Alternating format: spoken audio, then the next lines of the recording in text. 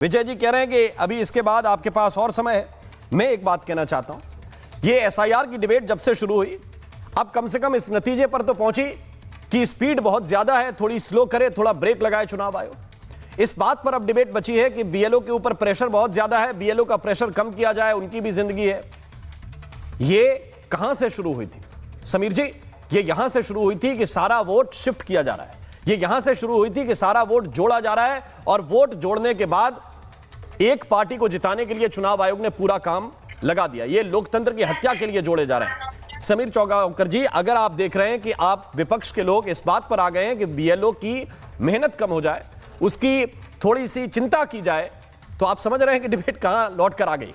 निश्चित रूप से। अब देखिए राम जी, आप बिहार में जब चुनाव आयोग ने एसआईआर की प्रक्रिया शुरू की थी तो कितना विरोध किया था, और चुनाव आयोग ने जिस तरीके से वहाँ पर एसआईआर किया कि बहुत अच्छे से एसआईआर हुआ, चुनाव बहुत अच्छे से हो गए, परिणाम आ गए, एक भी ये नाम लेकर नहीं आ पाए सुप्रीम कोर्ट के अंदर कि भाई ये आदमी जिंदा था, इसका नाम काट दिया, इसने अप्लाई किया लेकिन इंटेंशन इसका चुनाव आयोग ने नाम काटा। कपिल सिब्बल से भी सुप्रीम कोर्ट ने सीजीआई ने क्या पूछा है, क्या जवाब हुआ है, सबके सामने है। तो बिहार में इतने शानदार तरीके से होने के बाद जब चुनाव आयोग ने 12 राज्यों के अंदर, जिसमें 3 केंद्र शासित प्रदेश है और लगभग 51 करोड़ की पॉपुलेशन इसमें कंट्रोल हो रही है, जब एसआईआर की प्रक्रिया शुरू करी तो शुरू होते ही 4 नवंबर को ममता बनर्जी ने इसके खिलाफ आंदोलन घोषणा कर दी। ममता बनर्जी मुख्य चुनाव आयुक्त ज्ञानेश कुमार के पत्र लिखती है कि इसको आप तुरंत बंद कर दीजिए।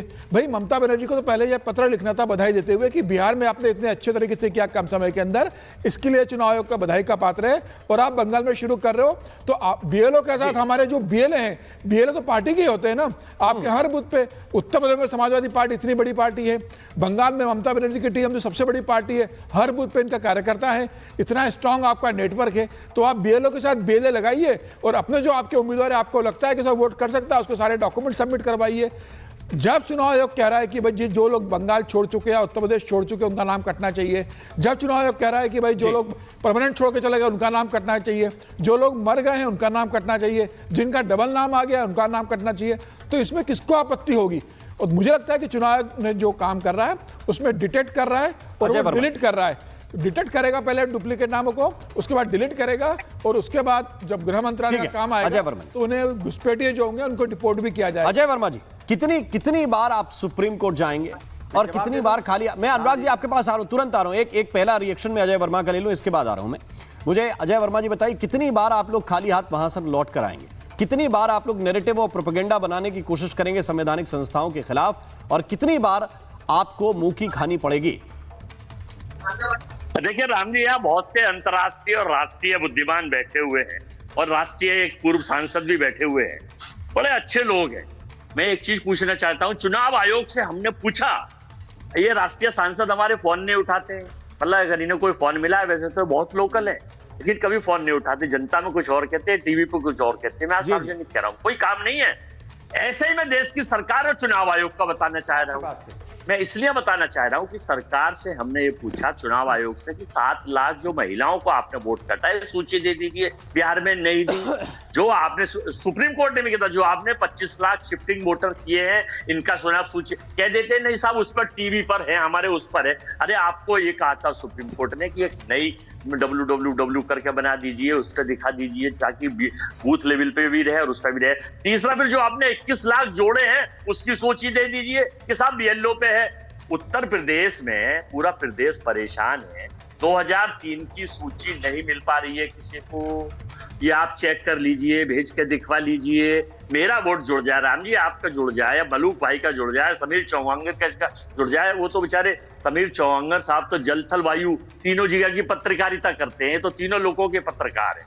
तो मैं ये कहना चाहता हूं कि जब चुनाव आयोग से ना कर ना डर, हम ये कोई चीज पूछते हैं उसकी रिपोर्ट नहीं देगा, इसकी पूछते हैं इसकी नहीं बताएगा। अब आप 2003 की अगर सूची सारे बैठे हो और किसी पे हो तो टीवी पे होकर के दिखा दो मुझे, मैं मान लूंगा कि हाँ ये सत्य है और ईमानदारी है। ममता दीदी जो बात कह रही हैं, या अखिलेश यादव जो बात कह रहे हैं, या राहुल गांधी जो बात कह रहे हैं, हमारी पार्टी जो बात कह रही है, 14 तारीख को हम लोग एक दिल्ली में बहुत बड़ा रिस्पॉन्ड कर रहे हैं आपको, लेकिन हिंदुस्तान के बहुत सारे कर रहा हूं फाइनल। नहीं, जो आप फाइनल कर रहे हैं, मुझे बताइए, ये कांग्रेस पार्टी कह रही है, ये कांग्रेस पार्टी कह रही है उत्तर प्रदेश के अंदर 3,85,799 3,85,799 बीएलए लगाए गए हैं, जिसमें 1.25 लाख तो अकेले मेरे ख्याल से अखिलेश यादव जी की पार्टी के हैं, समाजवादी पार्टी के, और आपने लगाए 16,000। ये आपकी जागरूकता है कि कैसे आप बीएलओ का सपोर्ट करेंगे या चुनावी लिस्ट को संशोधित करके ठीक हो रही है कि नहीं हो रही नजर रखेंगे? देखिए, नहीं, मैं ये कहना चाहता हूं कि ये गंभीरता आपकी रहेगी, फिर कहेंगे कि इसने वो लिस्ट नहीं दी, इसने वो लिस्ट नहीं दी। अरे भाई, गांव में जगह जगह आप अपनी किताब को खोल के देखेंगे नहीं कि दूसरों की किताब पढ़ने लगेंगे। अरे किसकी किताब पढ़ने लगूं? सवाल पूछे, अरे कितने बीएलए लगाए आप बता दीजिए, मैं झूठ बोल रहा हूं? जवाब दिया किसी ने? नहीं, वो जवाब दिया किसी ने कि फॉर्म पुरानी 2003 की सूची है किसी के पास? अरे बिना 2003 की सूची के फॉर्म भरे जा रहे हैं क्या? ये 50% उत्तर प्रदेश में भी डिजिटाइज हो चुके हैं। राम मोहन जी, 50% डिजिटाइज हो चुके हैं। मलूक नागर जी रिस्पॉन्ड करना चाहते हैं। मलूक जी क्विक, फिर अनुराग जी आ रहे हैं बीच में। हाँ ठीक है, मलूक जी बोलिए। ओके मलूक नागर जी बोलिए। जी, हमारे साथी अजय वर्मा जी से की बात से एक तो क्लियर हो गया कि मेरे लिए व्यक्तिगत के ही पूर्व सांसद जी फोन नहीं उठाते। एक चीज़ तो क्लियर हो गया कि कांग्रेसियों को देश की चिंता नहीं है, ना एसआईआर की चिंता है, इन्हें मुझसे बात करने की चिंता है। इन्हें कांग्रेस वालों से बात नहीं करनी, हम लोगों से बात करनी है। पर जो ये कह रहे हैं, अगर मान लो मैं आपके टेलीविजन पे हूँ, अरे बोल बीच में नहीं, बीच में नहीं, बीच में नहीं, बीच में नहीं। अगर मान लो मैं आपके टेलीविजन पे हूँ और कहीं आया, खैर एनीवे, इनको अपनी दूसरों की चिंता छोड़ के गिरेबान में झांक कर देखना चाहिए कि सो कॉल्ड इंडिया गठबंधन की सबसे बड़ी पार्टी कांग्रेस, जो वो सो कॉल्ड इंडिया गठबंधन को नहीं संभाल सकती।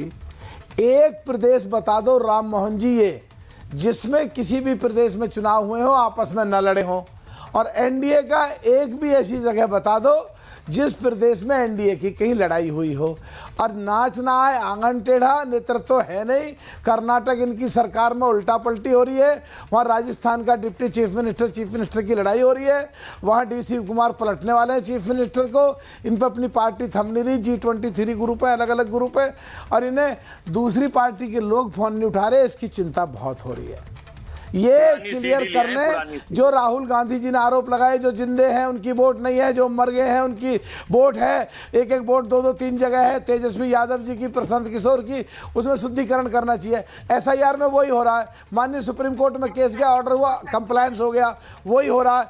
अब भी इन्हें अगर विरोध करना है तो ये नकली संविधान की किताब हाथ में लेके घूमते हैं। असलियत में ये माननीय सुप्रीम कोर्ट की, सर्वोच्च न्यायालय, संवैधानिक संस्था और चुनाव आयोग की अगर खिलाफत कर रहे हैं तो संविधान की ही खिलाफत कर रहे हैं। राम मोहन जी, अब कुछ तो बोलना ही है तो फोन उठाने को बोल दो।